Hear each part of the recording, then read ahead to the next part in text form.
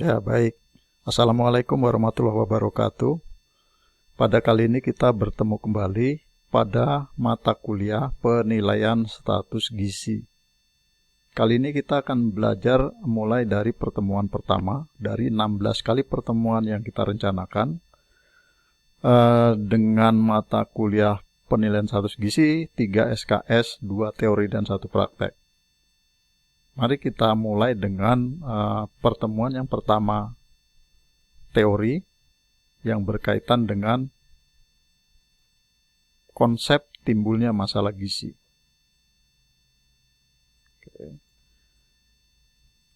Dengan mempelajari ini, maka Anda nanti diharapkan akan mempunyai pemahaman tentang konsep dasar dan cara penilaian status gizi serta penerapannya pada perorangan dan kelompok masyarakat dengan pengalaman belajar, ceramah, dan praktek. Mampu menjelaskan konsep dan metode penilaian status gizi. Itu adalah CPMK pertemuan kali ini. Kemudian bahan kajian dan subbahan kajiannya adalah konsep penilaian status gizi, konsep timbulnya masalah gizi, dan metode yang digunakan untuk melakukan penilaian status gizi. Ya, kira-kira itu yang pertemuan kali ini. Kita mulai dari konsep timbulnya masalah gizi. Apa itu masalah? Secara umum, masalah adalah kesenjangan antara harapan dan kenyataan. Artinya, kalau antara harapan dan kenyataan itu ada kesenjangan, itulah masalah. Kemudian bagaimana kalau masalah gizi? Tentu saja kesenjangan antara keadaan gizi yang diharapkan dengan kenyataan gizi yang ada. Harapannya ideal, langsing, tetapi kenyataannya gendut. Berarti gendut atau obesitas adalah masalah. Kemudian masalah gizi terjadi karena kekurangan atau kelebihan asupan zat gizi dan faktor selain gizi. Jadi kata kuncinya adalah masalah gizi itu bisa terjadi karena kekurangan, bisa juga karena kelebihan. Kekurangan misalnya kekurangan zat gizi tertentu, misalnya defisiensi vitamin A. Atau kelebihan energi, manifestasinya sebagai obesitas. Ya. Penyakit apa saja yang diakibat oleh kekurangan dan kelebihan zat gizi, Anda bisa lihat ini. KEP, penyebabnya adalah kekurangan. Kemudian ada skorbut, kekurangan vitamin C. Kemudian obesitas, kelebihan energi. DM, kelebihan karbohidrat dan gula, dan lain-lain. Sedangkan konsep masalah gizi itu terjadi, yang sering kita pakai adalah konsepnya UNICEF. Masalah gizi terjadi karena asupan gizi dan penyakit infeksi, penyebab langsungnya. Kemudian penyebab tidak langsungnya karena ketersediaan pangan di tingkat rumah tangga, asuhan ibu dan anak, pelayanan kesehatan, dan penyebab utama dan akar masalahnya adalah kemiskinan dan krisis ekonomi. Ini biasa kita pakai untuk merinci masalah kesehatan, masalah gizi berdasarkan penyebabnya. Kekurangan atau kelebihan zat gizi berpengaruh pada kondisi tubuh. Artinya, tadi masalah kelebihan atau kurang zat gizi akan mempengaruhi kondisi tubuh. Kondisi apanya? Kondisi biokimianya, fungsinya, dan antropometrinya. Fungsi biokimia, proses-proses yang ada di dalam tubuh kita akan terganggu. Fungsinya, fungsi penglihatannya akan terganggu misalnya. Atau ukuran antropometrinya menjadi tidak berkembang. Misalnya anak yang pendek, anak yang berat badannya kurang, itu antropometrinya. Nah, untuk mengetahui ini, mengetahui apakah seorang mengalami masalah kesehatan, maka perlu diperiksa atau dinilai. Nah, istilah yang sering dipakai adalah penilaian status gizi. Nah, penilaian status gizi atau PSG inilah yang akan kita pelajari dalam satu semester dalam mata kuliah penilaian status gizi, dengan harapan Anda mahir melakukan penilaian status gizi selaku seorang ahli gizi. Oke, berarti itu adalah konsep tentang penilaian. Lantas apa status gizi itu? Penilaian status gizi adalah proses evaluasi status gizi individu atau kelompok baik secara objektif maupun subjektif. Jadi menilai status gizi. Nanti klien kita adalah individu atau kelompok. Individu adalah perorangan yang berkunjung ke klinik gizi misalnya, atau kelompok adalah kelompok masyarakat yang ada di komunitas. Yang dinilai dengan cara objektif, dengan mengukur, dengan melihat angka-angka hasil lab, atau berupa subjektif, melihat tanda-tanda klinisnya. Karena itu nanti ada metode. Jadi penilaian status gizi adalah proses penilaian status gizi dengan cara objektif maupun subjektif. Tujuannya apa? Tujuannya yang pertama, mengidentifikasi individu yang beresiko. Kalau kita periksa orang-orang itu, maka kita bisa memilah mana yang beresiko menjadi salah gizi, mana yang tidak. Yang kedua, mengidentifikasi individu atau populasi yang salah gizi. Dengan memeriksa atau menilai, maka kita bisa pisahkan mana individu atau populasi yang sudah terlanjur mengalami masalah gizi. Yang ketiga, untuk membuat program. Kalau kita bisa tahu mana berapa orang yang salah gizi, kita bisa buat program yang tepat untuk itu. Dan yang keempat adalah mengukur efektivitas. Nah, program yang kita buat tadi, kita ukur efektivitasnya setelah dilaksanakan dengan cara mengukur lagi status gizi orang itu. Apakah ada penurunan, apa tetap, atau justru meningkat. Oke. Metodenya sekarang. Metode penilaian status gizi ada yang namanya penilaian gizi secara langsung. Artinya kita menilai status gizi orang itu dengan cara mengukur atau melihat secara subjektif orangnya langsung. Caranya nanti ada 3. Anda supaya lebih ingat, Anda perhatikan singkatannya ini. A, B, C. A, antropometri, B, biokimia, dan C, klinis atau clinical. Sedangkan penilaian status gizi secara tidak langsung dilakukan dengan cara menilai asupan orang itu untuk mengetahui apakah status gizinya seperti apa. Jadi, menilai asupannya adalah cara tidak langsung. Disingkat dietary assessment, atau kita singkat D. Jadi, metode penilaian status gizi A, B, C, D. Anda perlu ingat itu, sehingga Anda mudah mengingat-ingat. Baik, selanjutnya adalah, apa faktor yang perlu dipertimbangkan dalam memilih metode tadi? Metodenya ada 4, A, B, C, D. Mana yang harus dipilih untuk melakukan penilaian status gizi? Yang pertama, berdasarkan tujuannya. Kalau ingin melihat fisiknya, maka lakukan dengan antropometri. Kalau ingin lihat status vitamin, tentu dengan cara biokimia.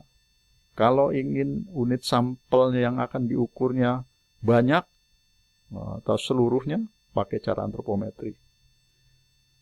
Jenis informasi yang dibutuhkan. Kalau informasinya tentang asupan, ya pakai survei konsumsi. Kalau pengen tahu kadar hemoglobin, tentu pakai biokimia.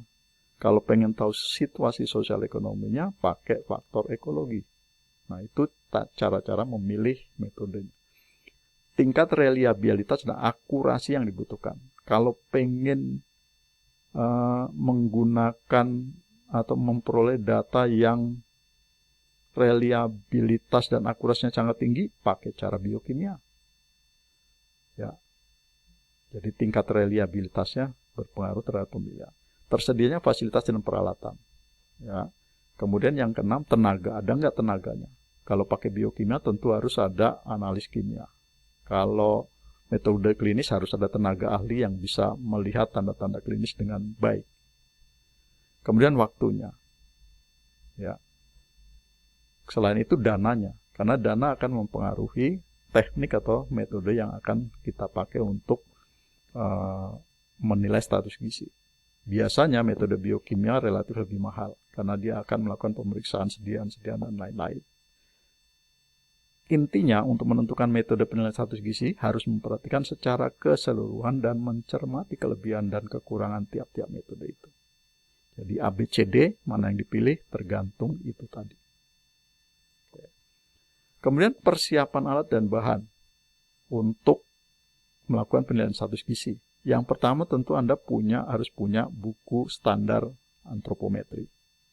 Kemudian alat-alat antropometri dan pedoman praktikum. Pedoman prakteknya untuk melakukan itu.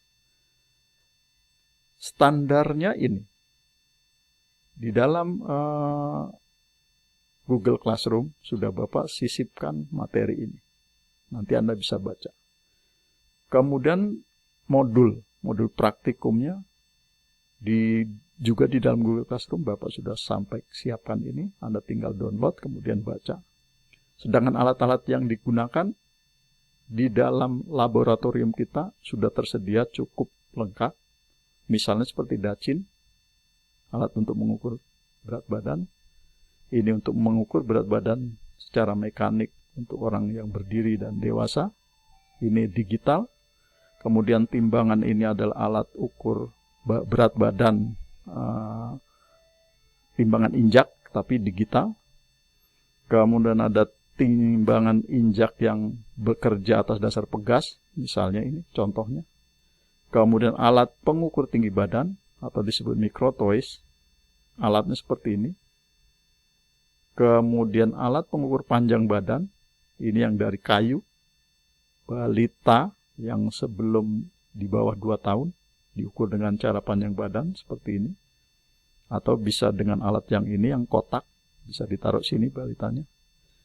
Atau dengan yang alat yang terbuat dari fiber atau plastik. Ini.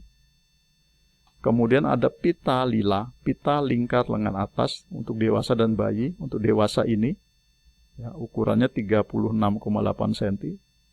Ada skalanya, 23,5 warna merah. Kemudian ada untuk bayi. Bayi biasanya 9,5 warna merahnya. Karena ini menandakan cut off point, kekurangan yang kurang dan yang normal. Kemudian ada alat namanya skin foot caliper. Ini untuk mengukur tebal lemak di bawah kulit. Macam-macamnya ini yang dari fiber juga. Ini juga yang sederhana. Kemudian ini dari plastik, tapi dia angkanya pakai digital. Kemudian alat untuk mengukur lingkaran, baik itu lingkaran perut atau lingkaran pinggang. Bisa dipakai yang paling sederhana adalah Medline ini. Pengukur tukang jahit bisa dipakai.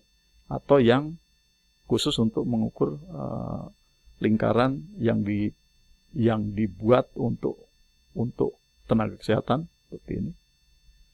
Kemudian untuk lingkar kepala bisa diukur pakai Medline tadi atau pakai alat yang satunya tadi.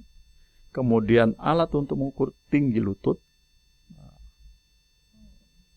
sebagai sarana untuk memperkirakan tinggi badan. Nah, alat-alat itu semuanya nanti Anda bisa kenali, pegang, dan pergunakan yang ada di dalam laboratorium PSG di tempat kita. Tetapi untuk alat-alat yang kecil, Bapak menyarankan karena Anda nanti akan jadi seorang ahli gizi, maka Anda perlu mempunyai koleksi pribadi. Tentu untuk melakukan kegiatan pengukuran atau penilaian status gizi. Misalnya Anda juga perlu punya lingkar lengan atas, pitanya.